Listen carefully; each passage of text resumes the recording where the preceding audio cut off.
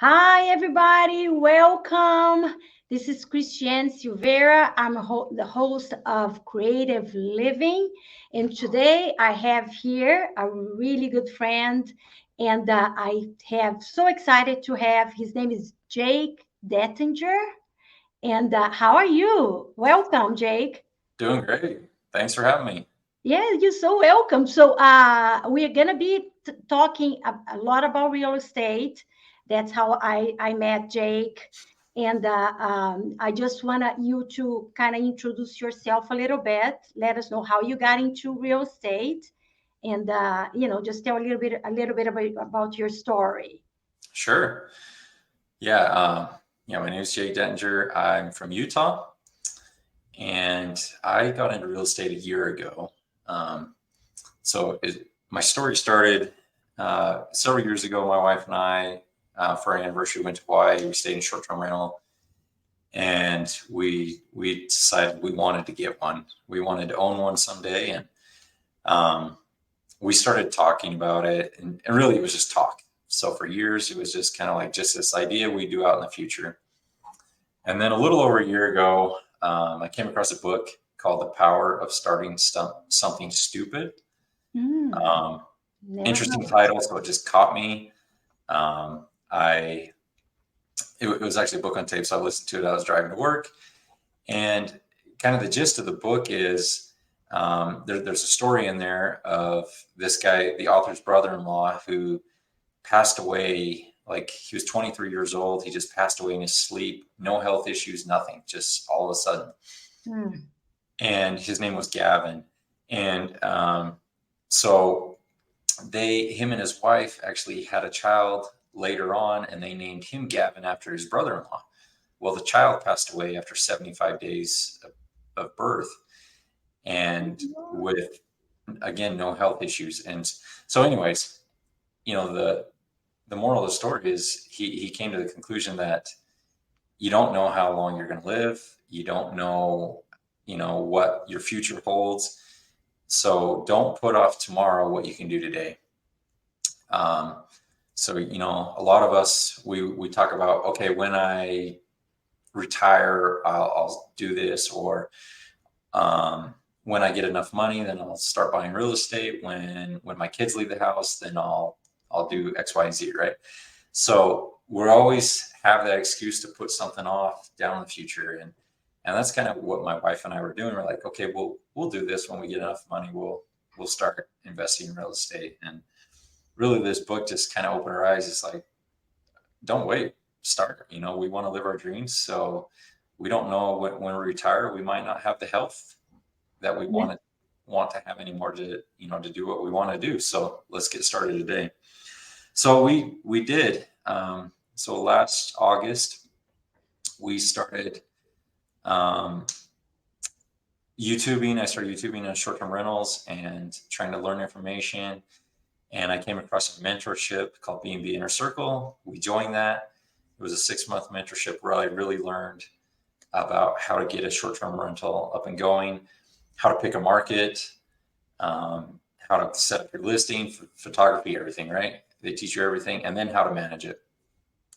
So last winter, like December, we started looking for properties, and we ended up in Georgia, in the northern Georgia mountains, and we ended up buying 2 cabins that we converted to short-term rentals, and we got those up and running this spring. And during that time, I was YouTubing, researching, and so forth. I came across Pace Mortgaging in the sub 2 group, and I decided after I finish the mentorship and get those properties up and running, I was going to join Pace's mentorship so that I can learn how to Right. I want acquire to. properties Yeah, I quickly. want to hear about a little bit, more about the short term, and I want to really get into pace more be and mentorship all together. But I want to ask one question. So a year ago in August, when you read the book, where were you? Were you guys working W-2s? Do you guys have Yep. small business? What were your situation until you said like, wow, this is what did you think? Like, let's do real estate full time, or you in a situation of doing full time, or you just like, let's start investing and then transition? How was it for you guys? So yeah, I have a W-2 job. I'm a licensed CPA, and I work Oh, higher education. I currently still work as a director of finance at a college in Utah. And yeah, the ultimate goal is to be able to walk away from that W-2 job here in a few years. Once I've been able to build a portfolio with enough passive income to make that make sense. So yeah, right now trying to balance between still doing a W-2 job and then then- finding a couple hours each day to work on building yes. portfolio. So you guys start out with short term, bought two cabins here in Georgia. It's doing well, right? From our conversation, how has it been for you guys managing, remotely? And I want to see for you, because you said you paid for the mentorship for the short term. How was it? Did it help you a lot? Because I always tell people, like, if somebody have been to where I am and I don't have to start, from the beginning, starting up, and I can pay more in 10x, I'm going to do that all day long, providing you have the finances. So how was it for you? Did it help you to kind of 10x your, what you had in your mind, your plans as far as getting the mentorship and the help? Yeah, for sure. I I'm a firm believer in education and the value that you get and learning from other people who have already experienced things, right? Right. So even with a mentorship, you're still going to make mistakes. There's still a learning curve, right? But can you move and start further along that and learn from mistakes that other people have already made and get experience? Yeah, there's still things that I look back on. Yeah, we made a mistake here and there. We could have done this a little bit better. But by joining that mentorship and using their expertise and experience, I do feel like we were able to be successful on our first launch of a short-term rental. We were profitable, and within the first 3 months, we were able to gain superhost status and really things that we wouldn't have known about and would have had to have learned along the way, and it would have definitely taken a lot longer to learn those Yeah, processes I agree. through trial and error on our part versus, hey, this guy's already got experience and he's helping us, bypass some of that Yeah. learning. No, that's good. And I always say, like, because I never pay. I've been doing real estate for about 15 years, buy and hold, have a small business, so everything invest in real estate, and I really like it. But when I start having, the change in my mind and saying, let me pay for a mentorship, pay for a mastermind, it changes. But if you don't take action, it doesn't matter, right? Like you Yeah. can read books, you can go YouTube. That's a great things there too. And I think the next level for me was to join Mastermind. But if you don't take action, it doesn't matter. It doesn't matter you reading a lot about it, learning, but not executing. So that's what I tell people. Like if you feel like you really, really, really want to do it, join. It's worth the money. So, same as buying a book. If you really Yep. want to do something, learn from it, it's worth paying, buying a book, getting YouTube or listen to some podcast. There's a lot of great, things for free. But once you get to that level, you got to be able to see, like, okay, I am ready to move on and take actions.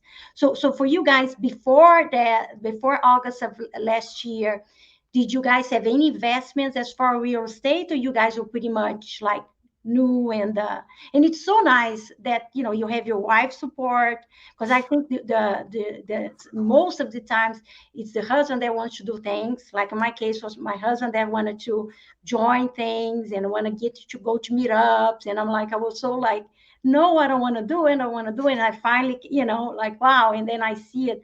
But it's so nice to see when both of you guys or both of us were working the same goal. It's a lot easier and a lot, because it's hard sometimes. I'm sure you guys were faced like, wow, how it's gonna do it. And it's nice to have both of you to, bounce ideas off of each other. If you get a little bit anxious, the other person help you out. So that's great. And Yeah, it definitely, it's been great to have the support of my wife. She's been on board. The other thing, as you're speaking there, it just brought to mind the other benefit of joining a mentorship or a group like that is the taking action part. Um, because you have somebody there that you feel accountable to, and they're checking in on you, and they're, giving you assignments and following up, versus if you're doing it yourself, you just read a book or watch YouTube. Yeah, you can motivate yourself to take action, but you might be like, I'll do it tomorrow or do it next week, right? Yes. But if you're given a timeline and a deadline from somebody else and they're holding you accountable, you're more likely to take action and quicker, and see results a lot quicker. So again, another benefit of joining a group like that. Nice, yes. And then so you guys start out with short term, and then you guys you saw you found Pace Morby. How did it happen? Tell me how you got started. Yeah, so those first two properties we purchased conventionally with conventional financing, and you quickly can see you're going to run out of the ability to expand your portfolio really quickly. Number one, you're only limited on the amount of loans you can get, and two, you got to put a lot of cash and capital into it. And the third part on that is your debt to income ratio, right? You're limited by your income and how much debt you can acquire. Yes. So quickly I saw, I'm not going to be able to expand the portfolio really quick. And like I mentioned, I started seeing stuff from Pace on being able to acquire properties subject to seller finance, creatively, where you're not having to go to the bank and you're not having to bring a lot of cash to the table. So I was like, oh yes, that I need to find out more about this. I need to learn this, because in order to expand my portfolio quicker and get to the goals that I want to achieve, I'm going to need to use a different strategy. So we joined Sub-2 in April. So I've been in about 6 months, and it has been fantastic. I mean, the content is great. I love everything that's out there. There's more than enough content, and the value in that content. But even the biggest, probably the biggest value to me has been just the network and the community of Sub-2 students that you're able to reach out and pull from the experience of somebody else who's already gone through that type of transaction. You can be like, oh, hey, how'd you do this? How'd you structure this transaction, right? And you can partner in JV with people and use each other to accelerate your business so much faster than if you just try and do it alone. So for me, the biggest piece has been the community and the network of people within Sub-2. So Pace Morby, he has a mentorship. I would say mentorship. He doesn't like to call it that way, but it's a community, and it's called Sub-2, where he teaches about doing creative financing deals. And I am a member too. I love it. I love the community. Like you said, it's the network that you get. You get partners inside the group. You get funding inside the group. It's unbelievable, and it's just like it's so great that we learn a lot about real estate. But there's and then there's business now that he's teaching us how to acquire business. It's amazing the possibilities of the community and the mentorship. So it's been good for you guys. What are you doing now? Where are you investing? How's your portfolio going? Yeah. So yeah, we've shifted from short-term rentals, and my biggest focus right now is Section 8 housing. Okay. Very interested, Section 8, because all that I hear, especially like being an investor for a while, and I am a landlord, and sometimes you hear things like how has it been? And I know a lot of people have been talking more about Section 8. Explain to me what that is, or for our audience too, and why did you decide to go with that format? Yeah. So I kind of came across it by accident, because it was another student in Sub-2 that we connected with, and he told me he has been doing Section 8 for a few years. And when I didn't connect Section 8 with government housing, but once he said that, I was like, I thought government housing, wasn't that great. You're not going to have great tenants. They're going to destroy your property, so forth. All those myths that you hear out there, right? Yes. Oh, yes. And then I just started researching it more and more, finding out more about it, and finding out more from him and his experience. And actually, there's a lot more stability in Section 8 and better tenants than normal or traditional long-term rentals. And the reason for that is the tenants have to qualify. They have to get a voucher, from their local housing authority. Okay. And, they get those vouchers for several different reasons. One can be like medical, their disabilities and disabilities, so forth, right? Another one could just be based on income, and so forth. So, they have to apply, and if they qualify based on certain qualifications, then they get what's called a voucher. Well, typically you're on a long waiting list, and in some markets people get on a waiting list that are like 10 to 12 years long. Other markets shorter, like 3 to 5 years, but you're on a waiting list to get a voucher. And once you get this voucher, if you violate any of the rules of the landlord, if you don't pay your share of the housing, whatever, if you break any of the rules, you lose your voucher, and then you don't get it again. And in most cases, a tenant might pay 30% of their rent for the month, and then the government pays the other 70%. Oh, I was gonna ask you that. Yes. So they have some of the vouchers, they come up, they need to put some money down to be able to. Okay. So, and it just depends. Each individual is different. So one might get 20%, one might get 30. Some even get 100% paid by the government, right? Wow. So it just depends on the individual and their circumstances. But once you get that voucher, you don't want to lose it, because, the government's paying 70, 80, 90% of your rent. Right. If you lose it, you now got to pay 100%. So you don't want to lose it, right? You want to stay on it. And it's also difficult to find. There's high demand and low supply of Section 8 landlords. So once you get into a property, you want to stay. Okay. And so you want to stay, you want to take care of the property, because if you don't, you're going to get kicked out, you're going to lose your voucher.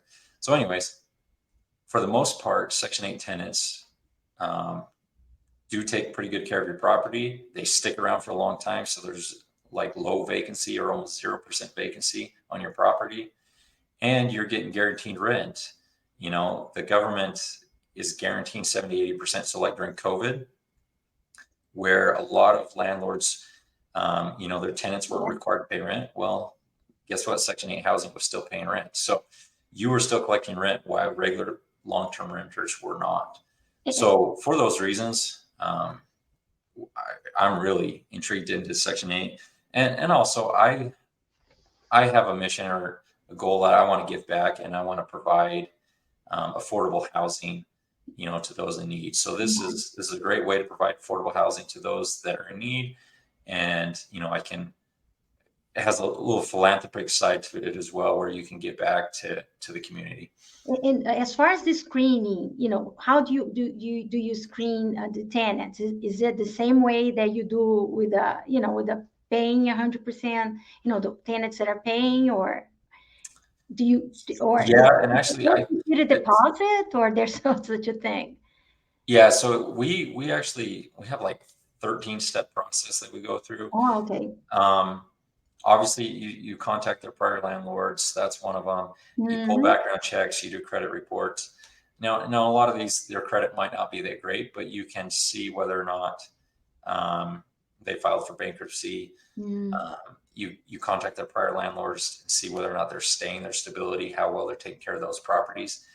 One of the biggest ones that we do is you actually go visit their current place. You just show up and take a look. How are they taking care of their property? Look inside real quick. Is it trashed? You walk on the door and say, "Hey, I'm Jake. I'm just going through my screening. I just want to say hi." Is that how you approach the tenant? So they know you coming? No, usually it's surprise, because you want to see it as it is, right? Not give them a chance to be like, yeah, we're showing up tomorrow, and then they hurry and clean everything up, right? So you want to see it as it is. Do they have dogs and they're destroying the place? Are they hoarding inside the house? Whatever it is, right? Right. Yeah. You'd be able to see that really quick and be like, no, not these guys. And the other thing is, with Section 8, you have a lot of demand, like I said, and low supply. So there's a lot of tenants, and so you have a lot of options when it comes. So you can handpick, and you can easily pick, ones that are going to be better tenants. Yes. So for that reason, that's why I'm in Section 8 right now, and there's good returns. We're in Akron, Ohio, where we're buying properties between 75 to 100,000 that are Wow. turnkey, really, So maybe how do you minimal finance? cosmetic Tell me maintenance. the finance. How do you finance the house? Are you buying sub-2 or seller financing? How Not do right you do it? now. I would like to get to that point and build a network with, wholesalers or other sub-2 students in that area that could sell me those properties subject to. But right now we are using DSCR loans, Okay. and we actually have an experienced investor agent in that area who is finding the properties for us. But the cash that we're bringing to the table is like 20%, so like $20,000 to go into a property. So again, really minimal.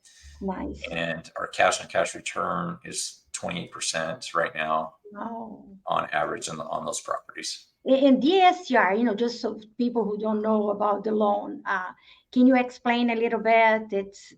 How it's they check your credit score, but everything is qualifying on a property, right?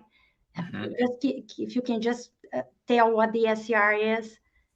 Yeah, so DSCR, they base it. They do look at your credit score, and then they kind of base the rate based off your credit score and how much down payment you need to bring to the table. Mhm. But then after that, it's based off the projected rental income of the property itself. So as long as the projected rental income is going to cover the amount of the loan and the maintenance expenses, um, then they'll loan like up to 80%, or typically it's up to 80% or between 70 to 80. But we're trying to get them around 80%, so we're bringing less cash to the table. Nice, nice. That's great. And you guys start buying Ohio? Is that what you guys are focusing on now, or what are your markets? Yeah, Ohio right now, Akron, Ohio. And again, the reason is just the properties that we're able to buy, turnkey ready properties Yes. for under 100 grand. And the Wow. rent on those is like $13.70 a month, that the Section 8 Wow. rate that they will pay. So, our mortgage or our loan on there was going to be like $500 a month. And after maintenance and property management and stuff, we're netting about $700 to $750 a property. Wow, that's amazing. And then the tenant pay for utilities, everything, right? Mhm. Even though they're Section 8, everything's the same, just the government, you guys get the voucher from the government. That's great. And this one that you guys bought is your first one you hired. It's a 5 unit, 5 unit. Whoa. Well, so actually we got three units. Two are duplexes and one's a single family. So Okay. 5 doors total that Okay. we're under contract on right now buying. That's awesome. Great numbers. I love it. Love it. Love it. So now, Jake, so we can close a little bit, like just if you have any books that you recommend or any podcast, that's something that, really help you through for the a year and a half in real estate, just let us know. Yeah, one podcast I've really enjoyed is Kent He. He does a podcast on affordable housing, and Mhm. I really have learned a lot. He does talk a lot about Section 8 housing in there, and then some other ways to provide affordable housing. And I like his mission kind of aligns with mine, and we're trying to improve the community and provide better opportunities for those in need. help them get them on their feet so that they can improve their lives. So really enjoyed that. And then the details that he goes into, with his guests on how they're doing Section 8 or how they're doing other affordable housing projects is pretty incredible. Nice. As far as books that really this past year that have stood out to me, I just finished reading The One Thing. That's a great book because, and talk about just focusing your priorities. Sometimes we can try and stretch ourselves with too many goals and too many projects that we're working on. And when you're focused on so many things, you don't really become that successful, right? You might become balanced, but you're not really successful. Whereas opposed to if you have, one or two major priorities or things that you're focused on, then you're more likely to become successful and a lot quicker. Yeah, I remember I read that book, and for me, my daily to-do list was so all over, and I really learned to prioritize the things that are very important that gonna get me from A to B. So that's what I do, to this day. I love that book, and I like it so much that I think everyone should read it like every 6 months because we kind of forget after a while, Yes. right? Because there's a lot of shiny objects, Yes. right? There's a short term, it's middle term, and it's multifamily. There's so many stuff out there because real estate is that great. If it is something that if you're good at a couple of things, you can do a lot. So focus on one at a time, get very good at it, and then you can add something else, right? Yep. Another book that I really enjoyed was The Go-Giver. And this book just talks about adding value to other people. And as you add more value to other people, it just comes back. And, and that's not the reason you're doing it, but it just is the natural consequence of helping other people. And really that ties into Pace's philosophy within the Sub-2 group is, you reach out and you help other people. You partner up with somebody, you have something to add to them, they have something to add to you, and you guys are going to go a lot further than if you just try and do it all yourself. So for me, I really love that book. So it's been great. It's so true. So Jake, tell us, where can we find you? Do you have a website or Instagram? What is the best way if people have any questions, they can find you? So right there, Okay. So right about there, if you scan that QR code right there, actually. So you get the phone and you scan. Yep. Like that. Okay, nice. So that'll take you to my link tree, and it has my Facebook. So I'm just Jake Dettinger on Facebook, Instagram, Jake _ Dettinger, I believe. I'm on YouTube. I have a YouTube channel there. Started a podcast as well.